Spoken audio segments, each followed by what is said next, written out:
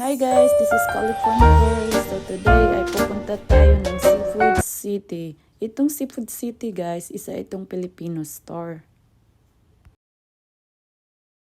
So now, iikot tayo dito sa vegetable area.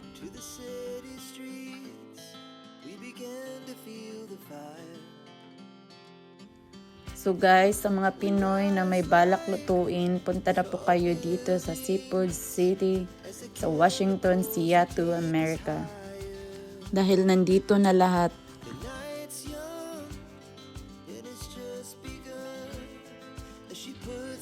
At syempre, iikotin din natin ang seafood station guys.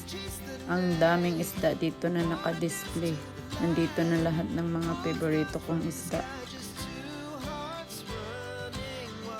Dahil nagugutom na si California Girl sa pag-ikot-ikot dito guys, syempre kakain na muna ako guys at pupunta na tayo sa barbecue station guys.